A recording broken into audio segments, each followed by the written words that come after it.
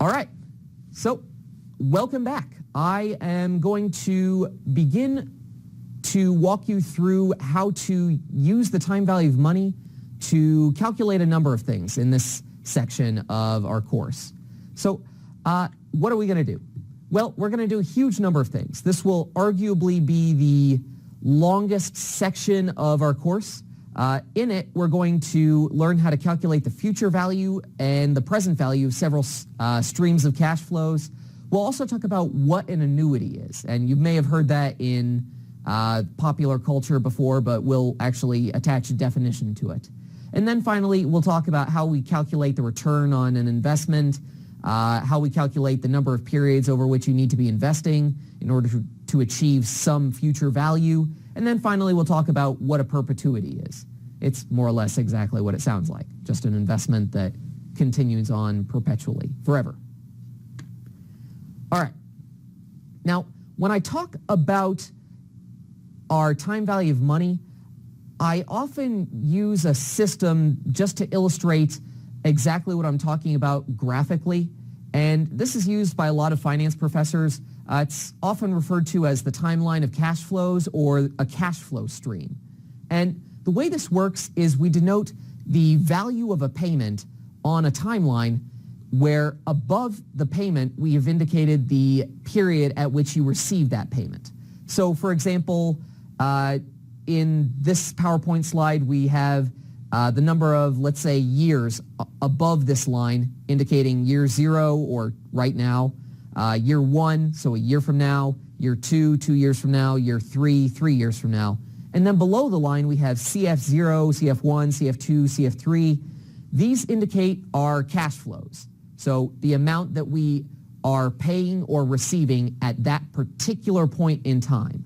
Now, one thing that's very important with the timeline of cash flows is that a positive number is always going to indicate a cash inflow to us from our perspective, whereas a cash outflow is always going to be denoted as a negative number. One thing that you're going to see very quickly is that even though we refer to cash outflows as negative numbers on this timeline of cash flows, this doesn't mean that the value of the asset we're talking about is negative. It just means that we need some way to indicate that this is a cash outflow from our perspective, from the investor's perspective. The reason we do this is because, well, a lot of the tools that we use in finance are pretty dumb. In this course, well, today we're going to be using the BA2 financial calculator. We'll also very likely be using Excel in this course. Both of those tools require you to tell those programs, whether it's the calculator or Excel, when something is a cash inflow and when something is a cash outflow. The reason they require this is because, I mean, quite frankly, you need to be able to tell the calculator, I invested this much today and I got this much out of the investment a year from now. That way the calculator knows exactly how to calculate the return. This will become much more important when we start adding payments to our timeline of cash flows. All right, now let's introduce an example where we use the timeline of cash flows. So let's say we have an investment in which we make a $100 investment and we expect a 10% return, and that investment matures within 1 year. In other words, we get our future value back at the end of the year. So our T here, or N, as some people might refer to it, is 1. In this case, we would refer to, or we would input on our timeline of cash flows under the 0 value, or 0 timeline, or 0 mark, as we would input a negative 100 here. The reason for this is because from our perspective, we are investing $100 today, or at year 0. In other words, this is a cash outflow from our perspective. In other words, we're paying this amount to receive $110 a year from now. At year 1, or at the end of year 1, we receive $110. At that point, we receive that. It's a cash inflow, therefore it's a positive number. So that's typically how we use the timeline of cash flows. If you want to see how we calculate the future value of that investment, what I've gone ahead and done is include the time value of money formula here and just plugged in numbers. So our present value is 100, our R, or return, is 10%, and our T here is 1, and so our future value, once you plug these numbers into the time value of money, is just $110. All right, just to give you a little more practice here, what I've gone ahead and done is I've come up with 4 additional examples in writing with regard to the timeline of cash flows. And so we can see exactly how this timeline of cash flows works. So in this first example, we have what's called a lump sum payment. In it, it's very similar to that example that I just gave you, where we invest a certain amount of money today, say $100, and then let's say 4 years from now, we receive $110. This is exactly, this is the perfect example of a lump sum payment. We pay some amount today, we get some amount back. Just, it comes in a lump sum. The next common stream of cash flows that we have in finance is what's called an ordinary annuity. And I'll talk about this and give you the definition later in this lecture, but suffice it to say, with an ordinary annuity, we just have a constant stream of similar cash flows or equal cash flows in the future. So for example, in this ordinary annuity, we might pay $350 today and then receive a stream of $100 cash flows at the end of every year going forward for a certain number of years, in this case, 4 years. We also can have an annuity due. And with an annuity due, in this case, the cash flows come at the beginning of the period. In other words, that $100 payment that we had with the ordinary annuity, whereas in that ordinary annuity, it came at the end of the year. With the annuity due, it comes at the beginning of the year. And so the way we denote this using the timeline of cash flows is simply by moving the $100 payment forward so that that first one occurs at time period 0. You can probably see why we do this, but the reason we actually do this is because the beginning of year 1 is actually the end of year 0, or today. The beginning of year 2 is actually the end of year 1. So the way we denote an annuity due, or the cash flows associated with an annuity due, is simply by shifting those annuity payments, those payments that we receive, forward by 1 time period. So we're still receiving those 4 $100 payments, but they come at the beginning of years 1, 2, 3, and 4.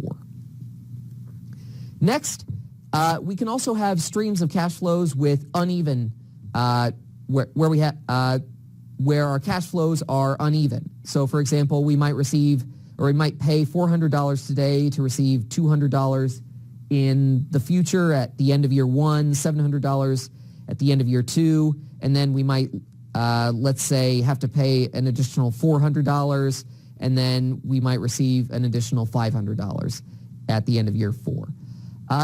Most assets that are not bonds that we're going to talk about are going to involve uneven cash flows.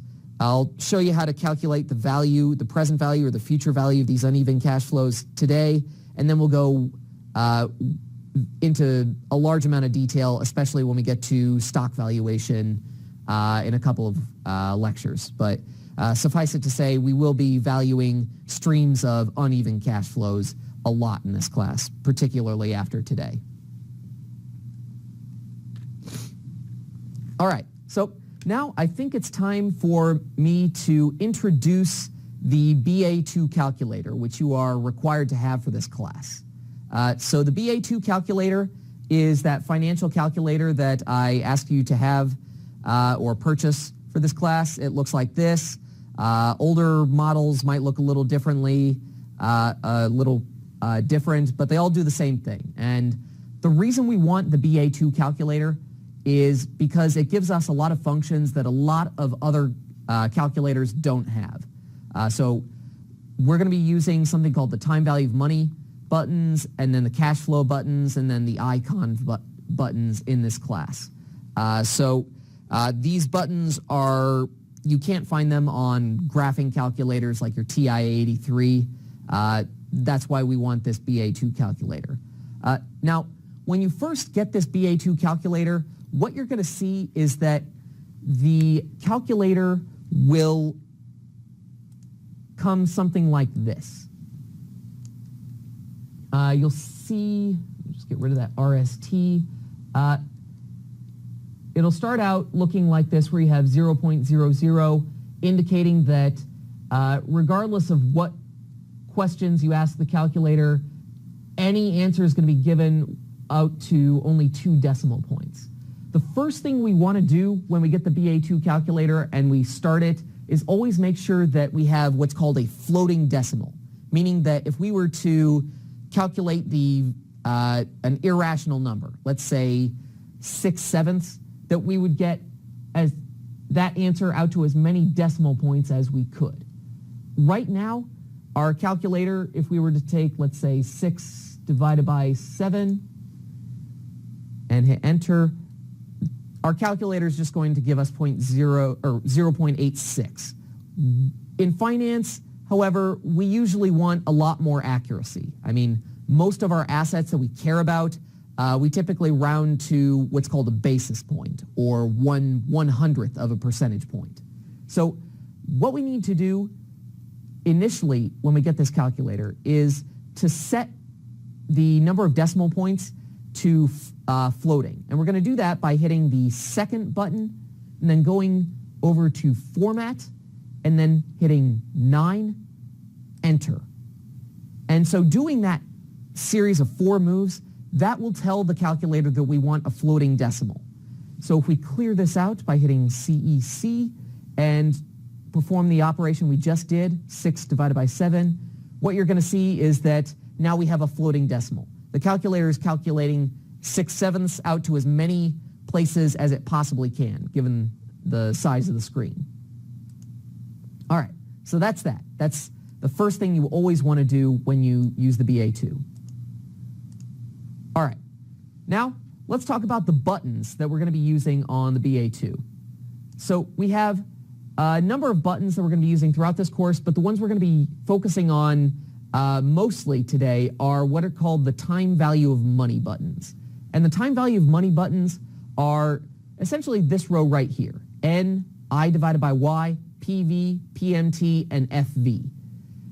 These are going to allow us to calculate the value of just about any asset that has only that has a constant stream of cash flows associated with it, or say a present value and a future value. So we're going to use these buttons throughout today, and I will expect you to be able to use them on the exam. All right, so let's talk about each of them. Our FV over here, that is our future value. Our PV, our present value. Our I divided by Y, this is actually the return button. It's the reason I think Texas Instruments uses I divided by Y is because I guess it could stand for interest or yield. It basically means the same thing as return or interest rate. The last button we have here is the N. That's just our number of periods. In your book, you'll see this N and it'll be denoted as T. So like I said early on in this lecture, there's some inconsistency with regard to which letter financial economists and financial professionals use in the field. Is it N or is it T? Doesn't really matter. N and T are synonymous with the number of periods or the time over which you're investing. The last button we have here, the PMT button, this indicates the value of the regular payments that you make or receive during the investment period. We're not going to use this button initially, but we will use it fairly frequently, especially when we get to annuities here in a few minutes. All right, so let's go on. So that example that I gave you a few seconds ago, where we invest $100 today and then get back $110, say, a year from now, we can perform that exact same calculation on the BA2 calculator using the time value of money keys. The way we do that is by inputting information for each of these 5 keys, or rather, we're going to input information to 4 of these keys, and then we're going to compute the value of the 5th key. So our present value, like I said, was a negative 100. In other words, we're paying $100 today in order to receive a certain amount of cash in the future. What we're going to do is we're going to input that negative 100 and then hit PV. But before we do that, we always need to make sure that when we use the time value of money keys that we've cleared them out. In other words, our past work is not going to be saved under these keys. To save, or rather to clear out the values that have been assigned to those keys already, you're going to hit second and then FV. So the CLR TVM that you have above the FV key, that indicates that you're clearing the time value of money. You're resetting it essentially. Once we've done that, we can input our information in this example. So in this example, we had made a $100 payment. So we'll put in negative 100, and then we'll hit the PV key, indicating that our present value is negative $100, or $100 cash outflow. Our interest rate in that example was 10%. So what we're going to do is we're going to put 10 in our calculator and hit the I divided by Y key to tell the calculator that our interest rate is 10%. Our interest rate, when we put it in the time value of money keys, is always in percentage terms, meaning that if we have 10% as our return or interest rate or what have you, that's going to be put in as a 10. If we have let's say a 4.5% interest rate, we're going to enter it in as 4.5 and then press the I divided by Y key. Next, we had invested for 1 year, so we're going to press 1 and then N. And finally, we were not receiving any regular continuous payments over the lifetime of this investment. So for this example, we're going to set PMT as 0. So hit 0 PMT. The last step, now that we've saved values for each of these 4 buttons, is to calculate our future value. And we do that by hitting CPT, or compute, and then clicking on FV. And there we go. Our future value is estimated by our calculator as $110. So exact same question, we just solved it a different way. In a lot of cases, this method is going to be much faster than working these problems by hand. So I highly recommend that you get comfortable using these time value money keys.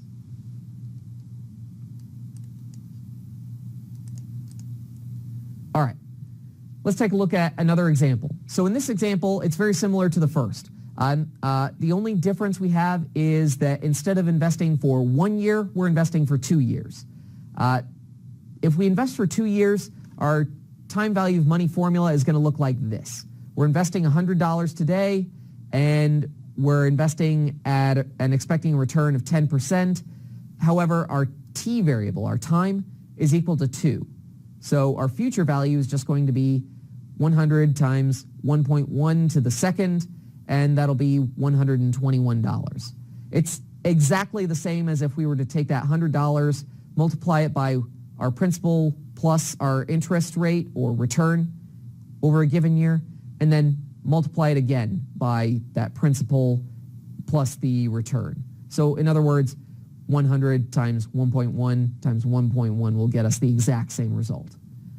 On our BA2 calculator, if we wanted to calculate the future value of this investment over 2 years, let's say at the end of 2 years, the only thing we need to change, assuming that all of the buttons have the correct information from the previous example, is we would just need to change our N to 2. So all we'd need to do is just click 2 and then N and then compute FV. So again, we get the exact same answer using the time value of money buttons as we did using the formulas. All right, so just to iterate this another way, here's our timeline of cash flows. So here we pay $100 today, and then we receive $121 in the future. All right, now let's talk about an annuity. So you've probably heard of an annuity before, particularly if you watch a lot of TV. Maybe you've heard that J.G. Wentworth commercial, I have a structured settlement and I need cash now. In that commercial, they're talking about cases where an individual might receive a stream of cash flows or a set amount of money at the end of every month or every year. That is one of the perfect definitions of an annuity.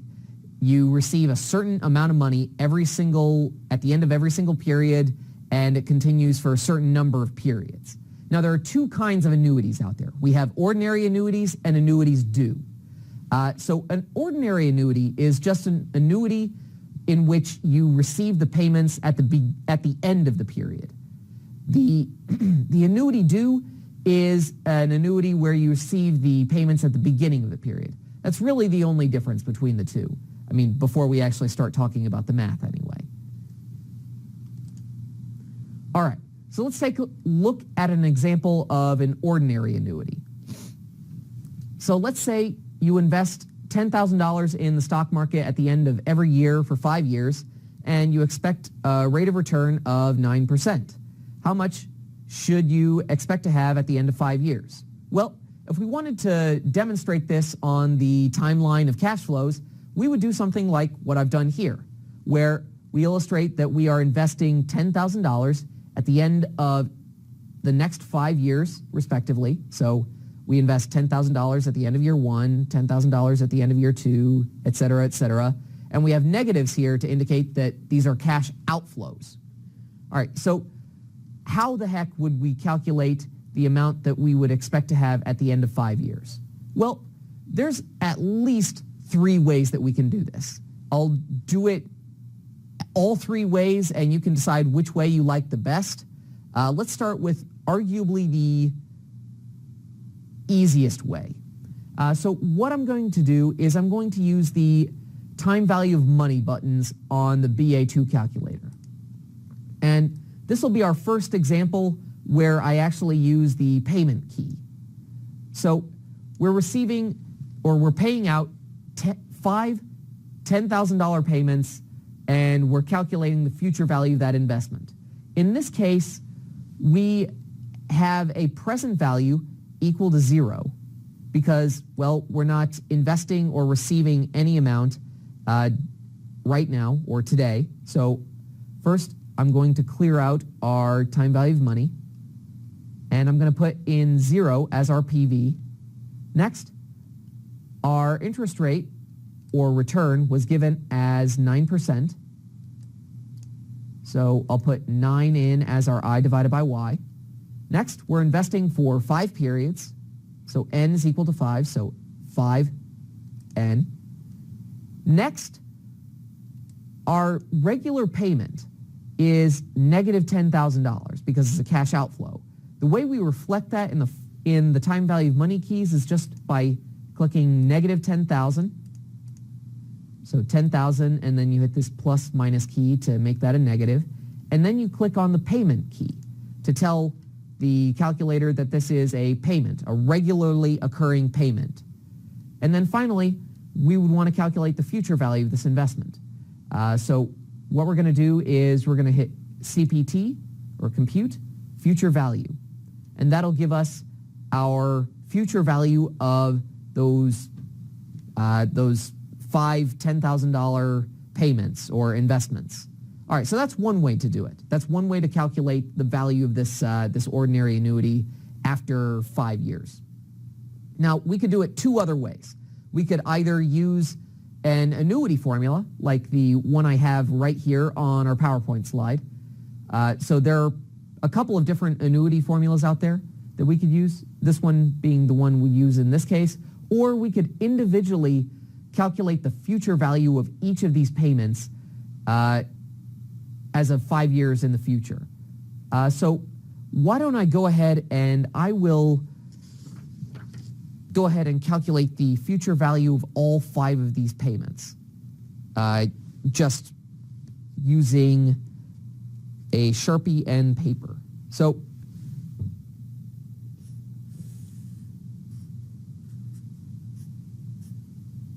let's see.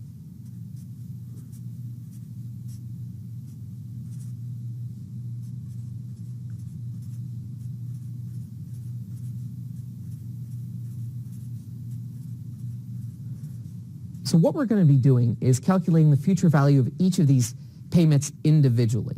So our value of that $10,000 that we invest in year 5, as of year 5, that's just going to be equal to $10,000 that we get back at the end of year 5.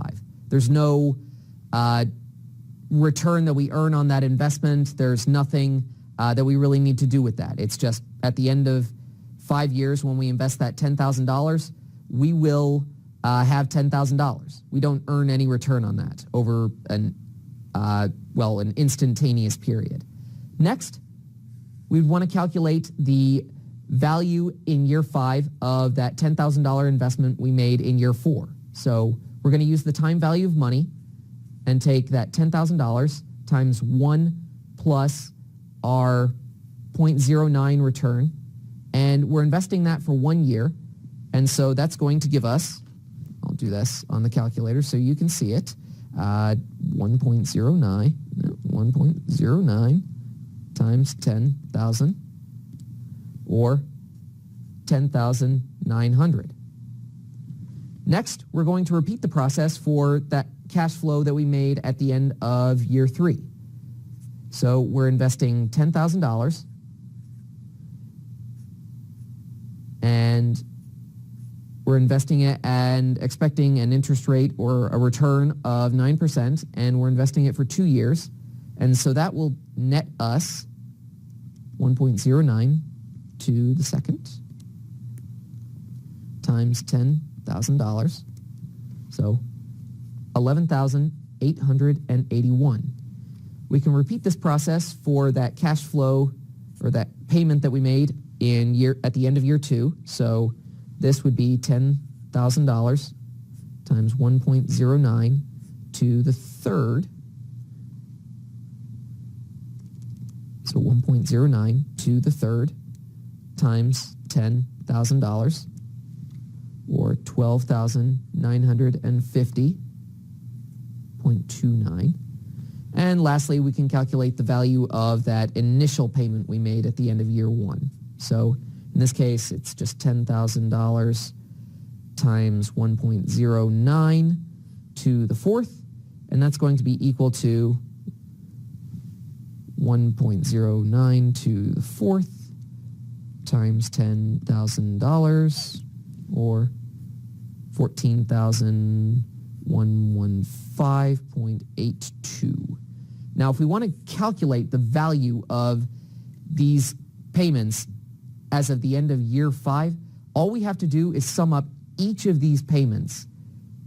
That total will be the value of our investment. So what we'll do is we'll sum up $10,000 plus 10,900 plus 11,881 plus 12,950.29 plus $14,115.82, and we get a total value of $59,847.11, which is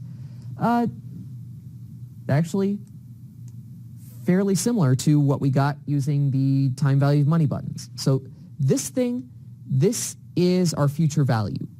It just took a lot longer to get. So this is why we like using those time value of money buttons. It's because it's just so much quicker when you have these constant streams of cash flows. Now, one thing I do want to mention, notice here, I'm sure some of you were thinking he just turned a negative 10,000 into a positive 10,000 in all of these cases. So the most obvious is here. The reason I did that is because that negative is really just there for us to understand whether that's a cash outflow or inflow. It doesn't tell us for example, that this asset is worth a negative $10,000. It's really there for us to understand that this is a cash outflow from our perspective. So when we actually put it in the time value of money formula, it stays a positive. That's just convention. All right. Now, there is one final way that we can calculate the value of this investment, and that is by using the annuity formulas, or the particular annuity formula that we have on this PowerPoint slide here. So what I'm going to do is I'm going to plug in numbers. So our future value is going to be equal to the payment times 1 plus r, the power of n minus 1 divided by r. And so if we just plug in our numbers, so $10,000 for the payment and 1.09 as 1 plus r, and 5 for our n, and subtract 1, and then divide by 0.09 because that is our interest rate or return. What we should find is the exact same number that we got using both of the other methods. So here we go, 1.09 to the fifth minus 1 divided by 0.09 times 10,000. And we get the exact same number we did using both of those previous methods. And I'm going to round to the closest hundredth. All right, so that's 3 different ways that you can use to calculate the value of an investment in the future. Feel free to use whichever method that you like, but obviously when you have a case like this, you could probably see that the calculator took us a lot less time. I will say I used to do a lot of calculations of this sort. I actually took a couple of actuarial exams in the past, and I will tell you that those formulas, they're with you as long as you're studying them, but they do disappear quickly. And the reason I say that is it's better to, in a lot of cases, just know how to use the time value of money buttons on the calculator, because that information disappears less quickly up here. So feel free to make use of whatever technique you like, but I recommend the time value of money buttons on the calculator. All right, now let's calculate the future value of an annuity due. And if you remember my definition of an annuity due, that's just an annuity where the payments come at the beginning of each period. So we're going to use the exact same example that we just had, except the only difference is that it's an annuity due instead of an ordinary annuity. So those $10,000 payments that came at the end of years 1, 2, 3, 4, and 5, now they're coming at the beginning of each of those years. So the beginning of year 1 is right now, or year 0. So we're making that payment today. Same thing for the rest of these. And then after we make that 4th payment, that $10,000 payment is being invested for 9 years. And so what we're going to do is we're going to calculate the future value of the sum of all of these payments. Now, again, like that ordinary annuity problem, we can solve this problem 3 different ways. We can use the future value of an annuity due formula. We could also go through and calculate the future value of each of those cash flows that we have on the timeline of cash flows using the time value of money button or time value of money formula 5 different times. Or we could just go ahead and use the financial calculator. I know which method I prefer, so that's the method I'm going to use. If you have any questions or you want to see me work this problem using either of those other 2 methods, feel free. I won't force you to use the timeline, the annuity formula on the exam, and I also won't force you to use the time value of money formula to estimate the future value of 5 different cash flows on the exam. In this case, I'd recommend using the BA2 calculator. So let's take a look at how we do this. What I'm going to do is, well, first,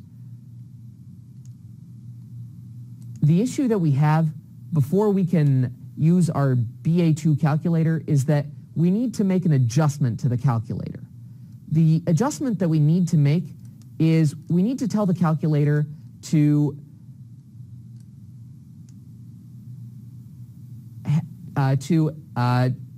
calculate the future value as if the payments are occurring at the beginning of each period. And the way we do this is by setting our calculator to begin mode. So begin mode is synonymous with annuities due. So if we want to calculate the future value or the present value of an annuity due, we need to set our BA2 calculator to begin mode. Out of the box, every BA2 calculator is going to be set to what's called end mode.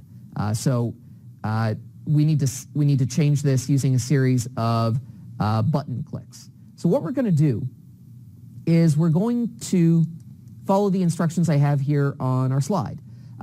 First, because this calculator is in end mode, meaning that we don't have the letters BGN up here at the top right of our screen, what we're going to do is we're going to hit the second key, and we're going to go down to right above, this payment key.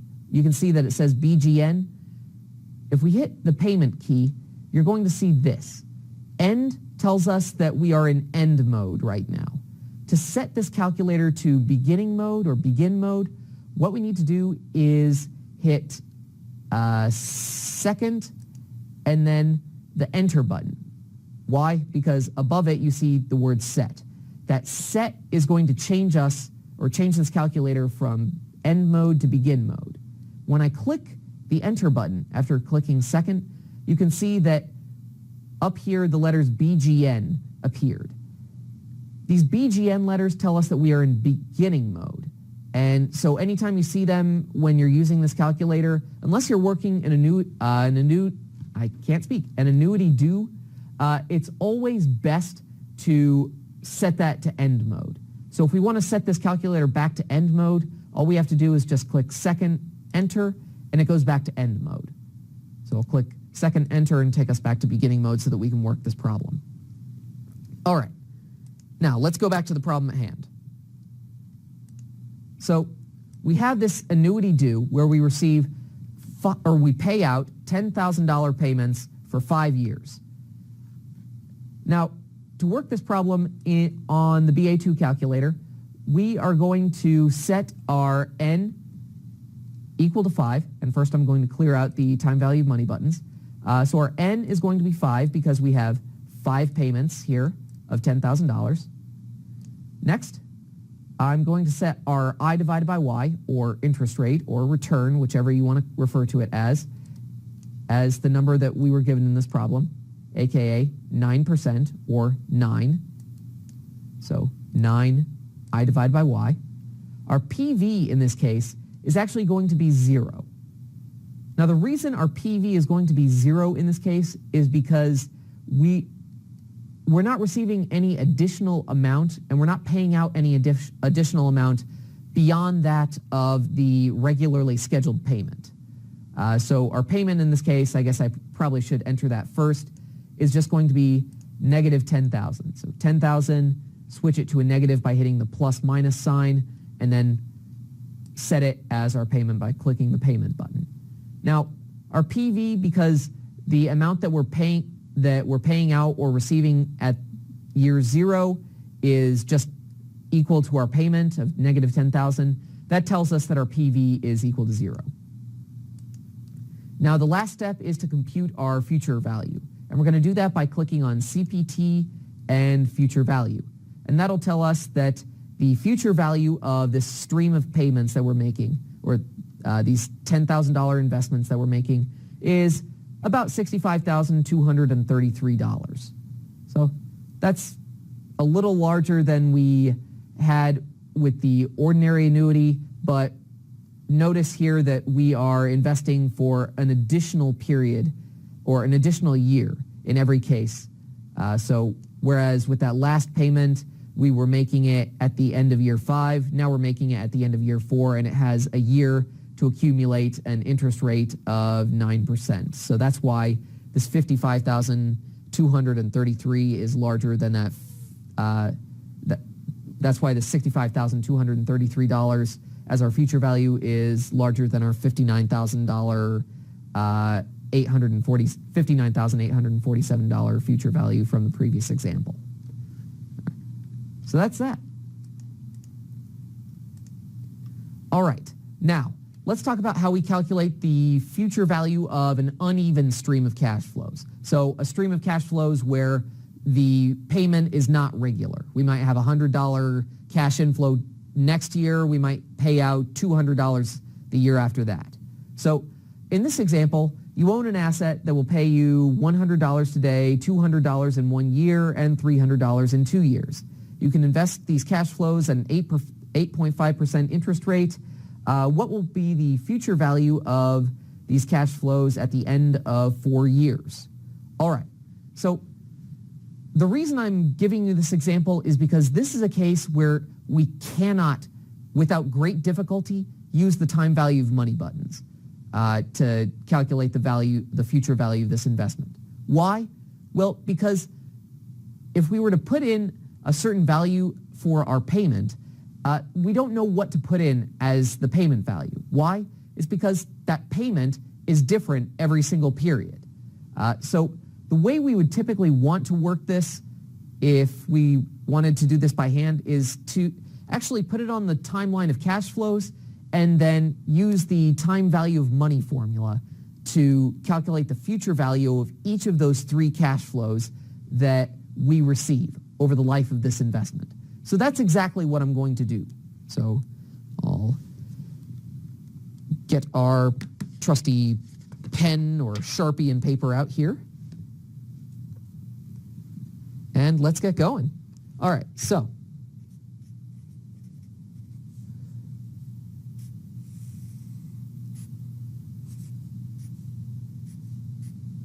we have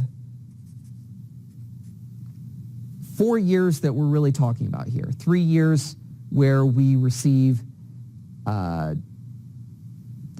cash flows, and then we are calculating our future value as of this year, this 4th year.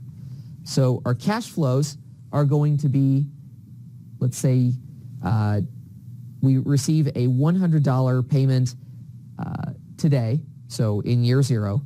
Next, we receive a $200 payment in 1 year, a $300 payment in 2 years, and that's it. So the way we would work the rest of these cash flows for years 3 and 4 is typically we just put a 0 in there. So we're really not going to do any calculation with these, but it's really just a placeholder for us. All right, now, if we're calculating the future value as of year 4, what we're going to have to do is we're going to have to take each of these 3 cash flows and use the time value of money formula. So we're investing this $300 they receive in 2 years for an additional 2 years. So we're going to have our T equal to 2, and our R is going to be 8.5% or 0.085. And so the future value of this cash flow is going to be 1.085 to the second times $300, or 353.17. I rounded to the closest hundredth. All right, next we're going to do the same thing for this $200 payment. So 200 times 1.085 to the third. Why? Because we're investing that $200 for 1, 2, 3 years. So 1.085 to the third times $200, so 255.46. Let's calculate the value of the last payment. So we're going to take this all the way out here. So 100 times 1.085, and we're investing for 4 years. So we'll take that to the 4th power, and we're going to take, on the calculator, we're going to enter 1.085 to the fourth times $100. 138.59. Our future value at the end of year 4 is going to be the sum of each of these three values. So 353.17 plus 255.46 plus 138.59. So 353.17 plus 255.46 plus 138.59, or 747.22. And there we go. All right. Now, we're going to calculate the present value of a specific investment. So whereas before we were calculating the future value or the value at the end of the investing period, now we're going to flip it and we're going to calculate the value obviously today or in the past, depending on the example. All right, so let's take a look at our first example. You need to have $10,000 at the end of 6 years in order to pay for a car. That's a pretty cheap car. You expect to be able to earn an 8% return on any money you invest. How much would you need to invest today to have $10,000? All right, so we have all the information we need here. We have our $10,000 future value. We also know that we're investing for 6 years, and we can earn an 8% return on our investment. So the way we would calculate this present value using the time value of money is by discounting that future value to the present at an 8% rate return for 6 years. Now, discounting is the term we use when we convert a future value to the present. It's just our basic terminology. So if we use the time value of money buttons and divide $10,000 by 1 plus our return of 8%, so 1.08 to the power of 6, we find that our present value is $6,301.70. Now, if we want to work that same example on the BA2 financial calculator, all we're going to have to do is just input the values of N, I divided by Y, PMT, and FV, and then hit CPT PV. So I'm going to start by clearing our time value of money buttons by hitting second and FV, and also clear our screen.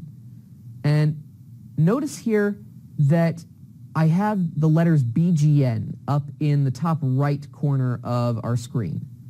So from our discussion of future values and annuities due, this should be a red flag to us. If you ever see this when you're starting to work an example and you're not working an annuities due example, you need to fix this. Otherwise, you're going to get the wrong answer. This BGN indicates that we're in beginning mode as opposed to end mode, which is what we typically want to be in unless we're calculating the value of an annuity due. So to change this, I'm going to hit second and then payment, because above there are the letters BGN. So that's how we get to the toggle for the beginning mode.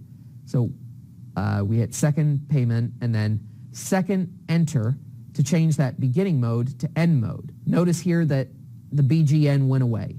Now we're in end mode, which is what we always want to be. It's the factory default for the calculator as well. All right, so let's clear that out. All right, now we've cleared our time value of money buttons and we're in end mode. We're ready to go. All right, so our FV here is going to be $10,000. Next, we're investing for 6 years. So N is going to be equal to 6. Our I divided by Y is just our return, so 8% in percentage terms, so 8 I divided by Y. Our payment here, because we're only receiving, or we only want $10,000 at the end of this period, we're not making regularly scheduled payments throughout this investing period, throughout the 6 years. Because we don't have that regularly scheduled payment, our PMT is going to be equal to 0.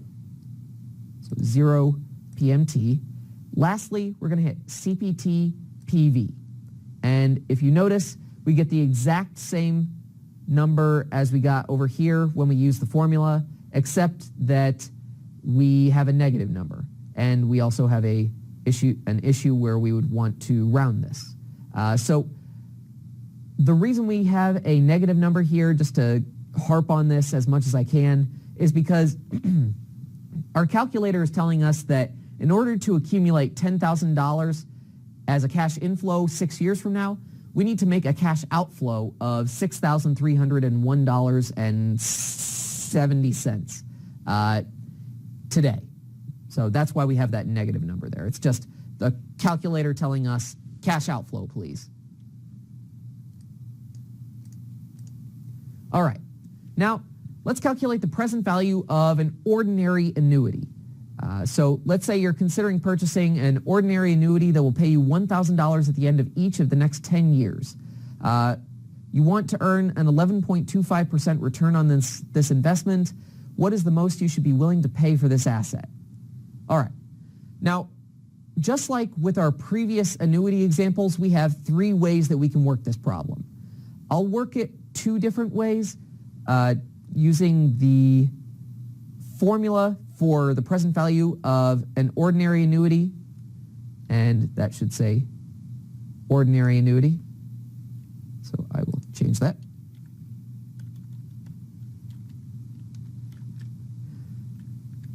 And then I will calculate it using the BA2 calculator.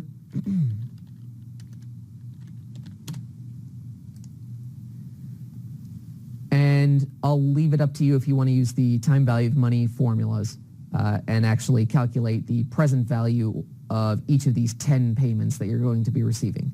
That seems a bit tedious to me. All right, let's go ahead and get started with the formula for the present value of an annuity, of an ordinary annuity, and I'll do it on pencil and paper. What I'll go ahead and do is I'll start out by writing down the inputs for this problem. So we know that we are going to receive $1,000 every year at the end of the year. So our payment is going to be $1,000. Our N in this case is going to be 10. It's very important. Don't mess up the number of payments. Our R, or on the calculator, that's going to be your I divided by Y. That is going to be 11.25%, or in this case, when we put it in as I divided by Y, that's actually going to be 11.25, in just no decimal point whatsoever. Next, our FV. Now, whenever we calculate the present value of an ordinary annuity or an annuity due, our FV is always going to be 0. The reason for this is because after we receive that last $1,000 payment at the end of year 10, this annuity is worthless to us. It has no value. So that's why our FV is 0 in this case. All right, so now what I'm going to do is I'm going to plug this information into our formula for a present value of an ordinary annuity.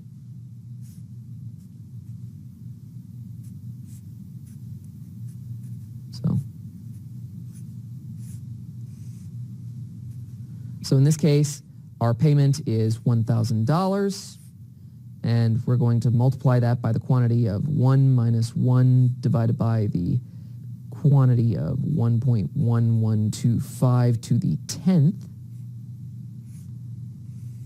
And we're going to divide that by 0.1125. All right. Now, let's see what kind of answer we get. So I'm going to start by calculating this denominator here and then work out. So 1.1125 to the 10th is 2.90. I'll take the inverse of that and make that a negative so that I have this entire quantity right here. And then I'm going to add 1. And I'm going to divide that by 0.1125. And lastly, now that I have the value of this entire quantity right here within the brackets, or the parentheses, I'm going to multiply that by 1,000. And that'll give me the present value of this annuity, which is $5,828 and really no change. So that's how we would do it if we wanted to use the annuity formula. Now, the other way that we can do this is arguably the easier way, and it's just by using the BA2 calculator. All right, so let's go ahead and do that. And I'll do it using my physical copy of the BA2 calculator, since I've not done that before using the time value of money buttons in this lecture, I think. All right, so in this case, I'm going to clear my time value of money buttons by hitting second and then FV. Next, I'm going to set payment equal to 1,000. N is 10, so 10 and then N. R, or I divided by Y, as it's referred to in on the calculator, is going to be 11.25 in percentage terms. So 11.25, and then we hit the I divided by Y. And lastly, our FV is going to be 0. Lastly, we're going to compute our present value by hitting CPT, PV, and what you can see here is that our present value is negative $5,828.00, which is the negative of what we got using the annuity formula.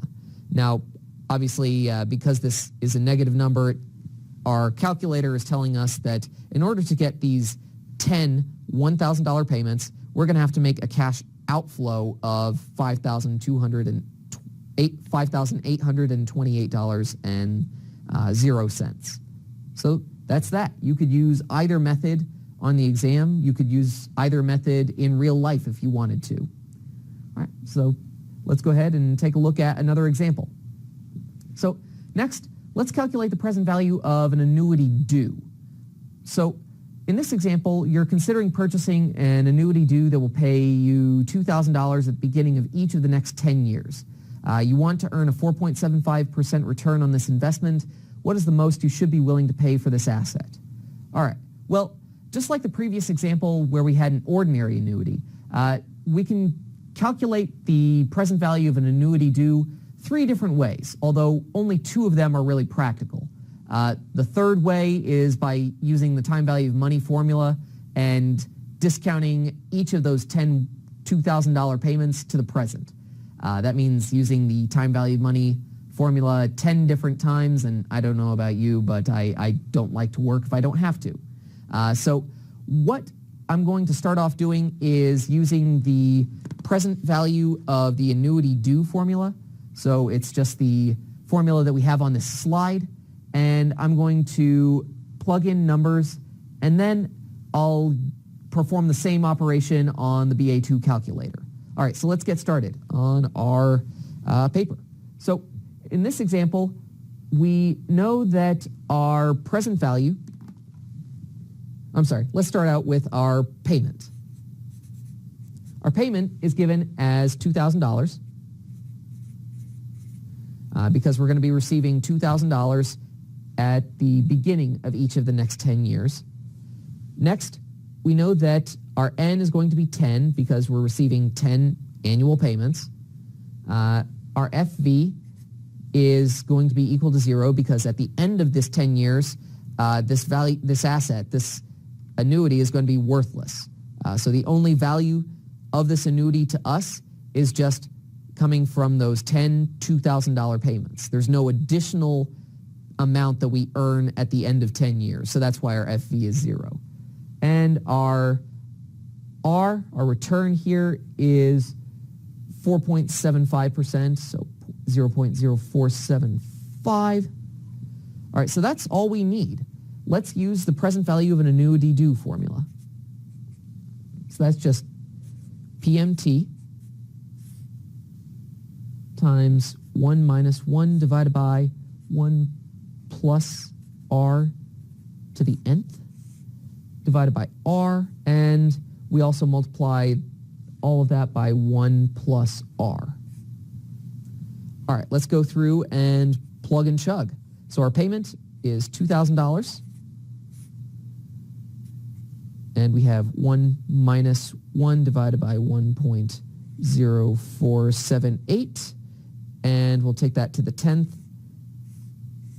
And we'll also divide all of that by 0.0475. And we will multiply that by 1.0475. All right, so let's go ahead and do this on the BA2 calculator. So 1.0475 to the 10th. I'm going to start here and work outside of the brackets, work my way outside of the brackets. So this entire value right here is 1.59. We'll take that, the inverse of that, and make that a negative number because we're subtracting it from 1. And then we're going to add that 1. Next, we're going to divide all of that numerator by 0.0475, or our return that we're demanding. So that gives us 7.816. And we're going to multiply that by our $2,000 for each payment. So $2,000. And then we're going to multiply that by this back here, 1 plus our return, or 1.0475. And so we get a PV equal to $16,375 and about 25 cents. All right, so that's that. Now, that was the first method that we could use. The second method that we could use is by setting our BA2 calculator to beginning mode and then using our time value of money keys. So that's exactly what I'm going to do. I'm going to set my BA2 calculator to beginning mode by hitting second payment and then second enter. So our calculator went to BGN, and you'll see this BGN up here at the top right. Now we're in beginning mode. The only thing we need to do now is just input these 4 inputs under our time value of money keys, and we'll calculate the present value. So in this case, our PMT, let's clear out our time value of money keys first. So second FV, our PMT is $2,000. Our N is 10. Our FV is 0. And our R is 0.0475.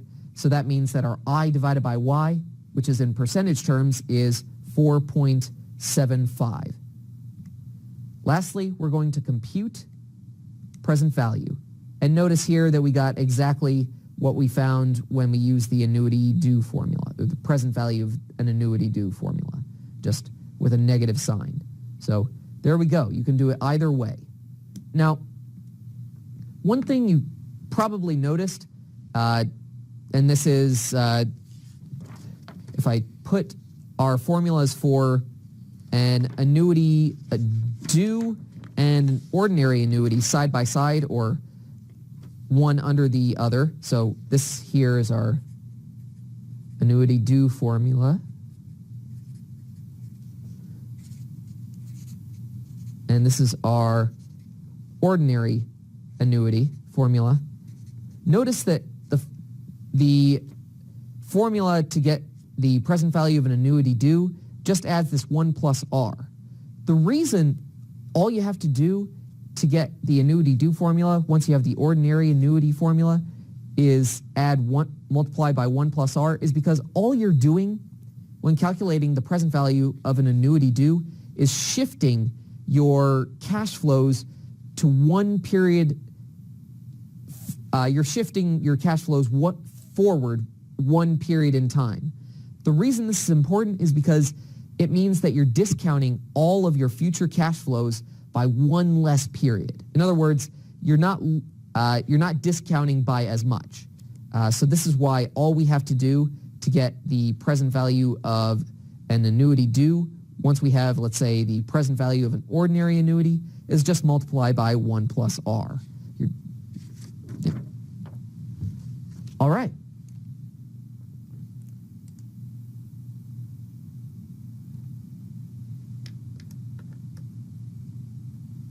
let's say that we want to calculate the future value of an annuity due.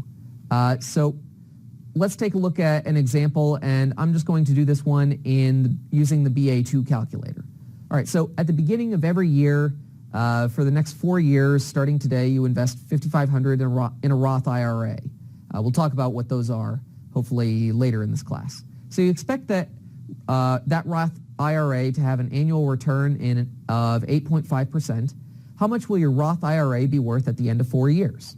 Well, if you remember, we've already set our BA2 calculator to begin mode, at least the physical copy of the BA2 calculator. I'm going to set this BA2 calculator that I have on my computer to begin mode so that we can calculate the future value of an annuity due. So I'm going to hit second, payment, second, enter, and now we're in beginning mode.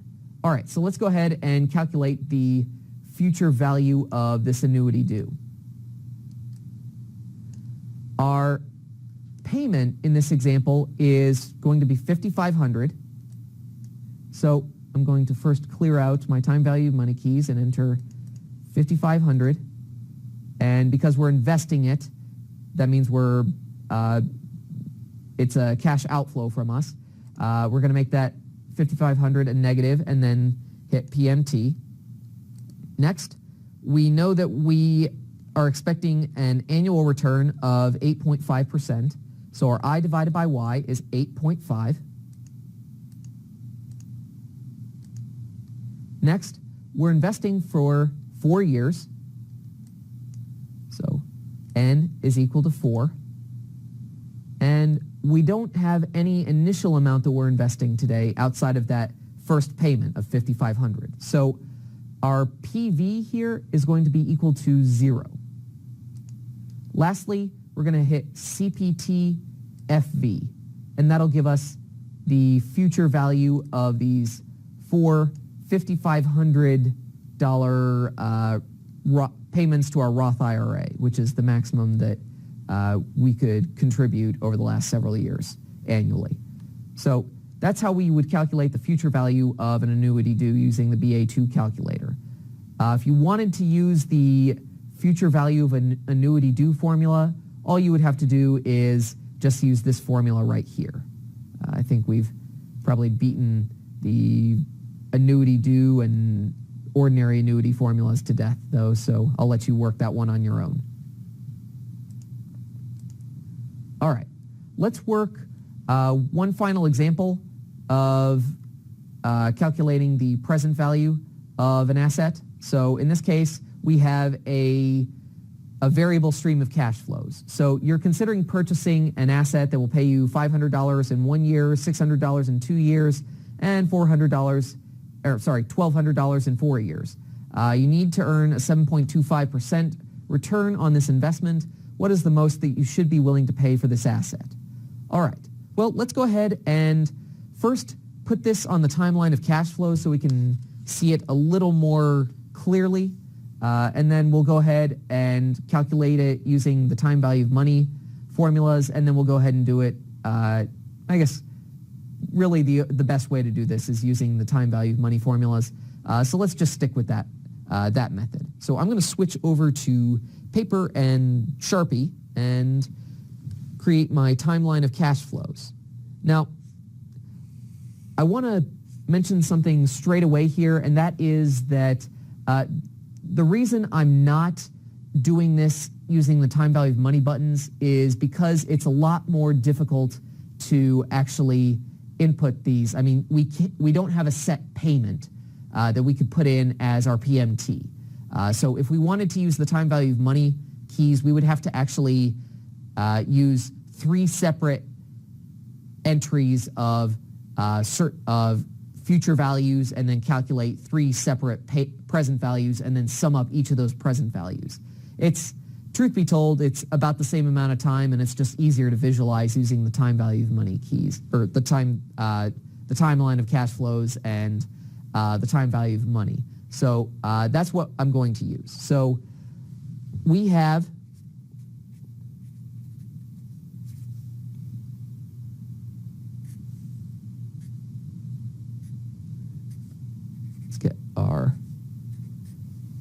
years set up. All right, so in year one, or at the end of year one, we're going to receive $500. At the end of year two, we receive $600. At the end of year three, we receive nothing, so zero. And lastly, we receive $1,200 at the end of year four. All right, if we wanted to calculate the present value of this asset, and we demanded a 7.25% return on this investment, so our R is 0.725, what we would have to do here is discount each of these three cash flows at a 7.25% to the present. So I'm going to do that. So what we have here is a case where we're dividing each of our future values by 1 plus our R to the power of t. In the case of this first cash flow, we're discounting $500 by 1.0725 to the first, because we're discounting it to the present, which is only 1 year prior to this end of the first year. So this is going to be equal to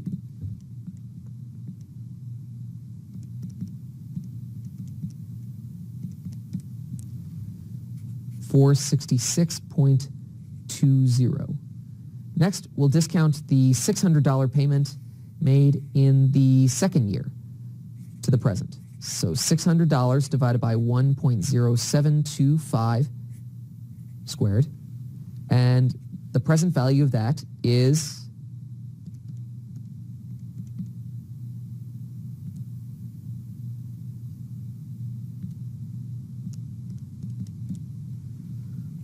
$521.62. And lastly, we're going to discount this $1,200 payment to the present. So $1,200 divided by 1 plus our required rate of return of 7.25%. And we're discounting it for 4 years because we received this cash flow at the end of 4 years. So 1, 2, 3, 4. And the present value of that $1,200 is 1 plus our 7.25% return to the fourth, and we are going to multiply that by 1,200, and that will give us 906.97. So the present value of this entire investment is going to be the sum of all three of these cash flows discounted to the present. So this 906.97-ish plus 521.62 plus 466.20. So $1,894 and about 79 cents. So there we go. That's how we would calculate the present value of an uneven stream of cash flows. Now, this example in particular is extremely important to us when we start talking about valuation of stocks. Why?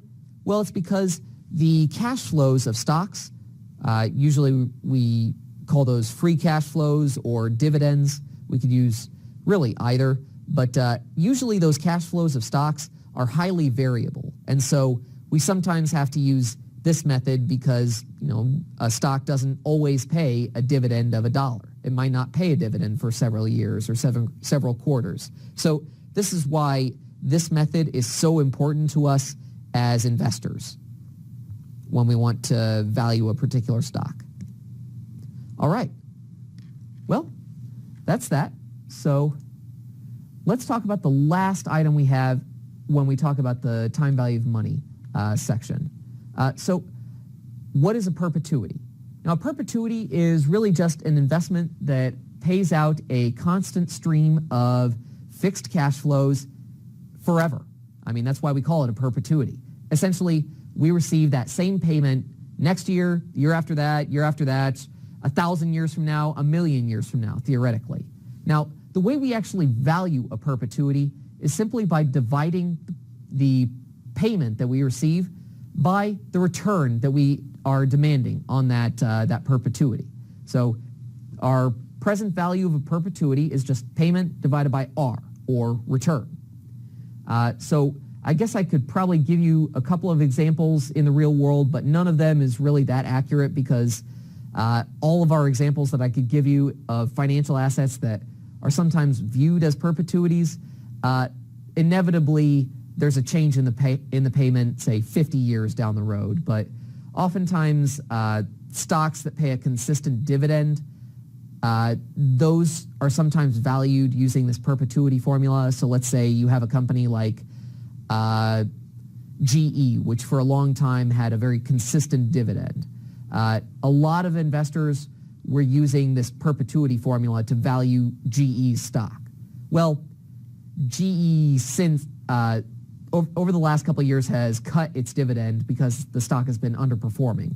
And so what that means is that even though a lot of investors were using this perpetuity formula to value that stock, it might not have been the appropriate method. But we still use it all the time in finance, all over the place. We'll use it several times after this time value of money section.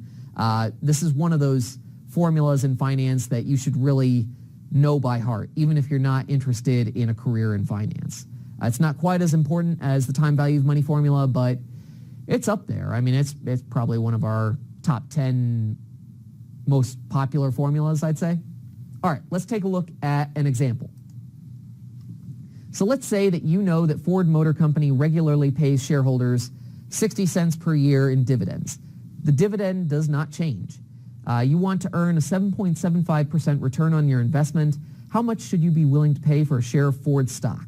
Well, all we have to do to calculate the intrinsic price per share of Ford, or the present value of that stock, assuming we are demanding a 7.75% return, is simply divide that regular dividend, aka that 60-cent dividend, by our return that we're requiring. So in this case, it's just 60 cents divided by 0.0775. And that'll give us the intrinsic price per share of Ford stock, assuming that we want or are demanding a 7.75% return. So like I said, this perpetuity formula is typically used to value assets that pay this constant stream of cash flows that never changes. It never increases and it never decreases. That's really our only reason for using this perpetuity formula, but it's used all over the place in finance. So that's that.